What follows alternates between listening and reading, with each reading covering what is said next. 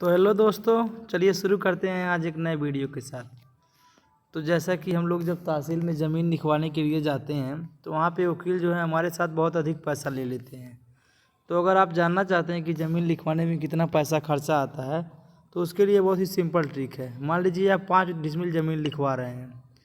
अब ज़मीन को पहले क्या करते हैं, वर्ग मीटर में बदलते हैं। वर्ग मीटर में बदलने के लिए 40.5 से आपको गुणा करना पड़ता है।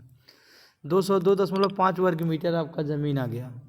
उसके बाद से आप पहले ये पता कर लीजिए कि आप जिस एरिया में ज़मीन लिखवा रहे हैं वहाँ पे कितने रुपए हेक्टेयर ज़मीन है। तो वहाँ पे मान लीजिए 5,000 रुपये हेक्टेयर अगर ज़मीन है तो 2.5 में 5,000 रुपये से गुणा कर दीजिए। अब ज़मीन का मालियत हो गया 10,12,500 रुपये। अगर आप ज़मीन लेडीज़ के नाम से लिखवाते हैं तो 4% लगता है, अगर आप जेंट्स के नाम से लिखवाते हैं तो 5% लगता है।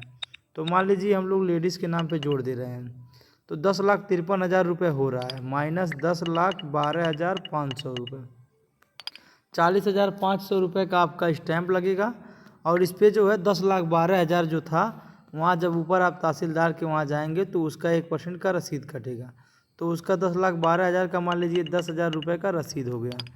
उसके बाद से मान लीजिए वही आपका ऑनलाइन का खर्चा 100 रुपये हो गया और उसके अलावा फ़ोटो कापी सब मिला के 500 रुपये हो गया।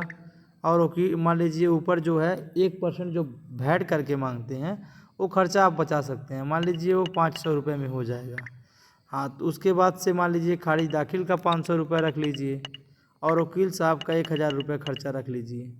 तो देखिए अगर आपका ज़मीन जो है 5,000 रुपये वर्ग मीटर का रेट है और 5 डिसमिल ज़मीन है तो आपकी लिखवाई 53,100 रुपये पड़ेगी।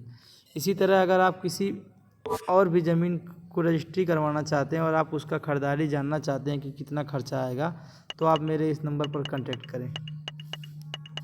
देखिए मेरा ये नंबर है, इस पर आप कांटेक्ट कर सकते हैं। मैं आपको ज़मीन का आप मुझे वर्ग मीटर का रेट बता दीजिएगा, मैं आपको जानकारी दे दूँगा एकदम अच्छे से।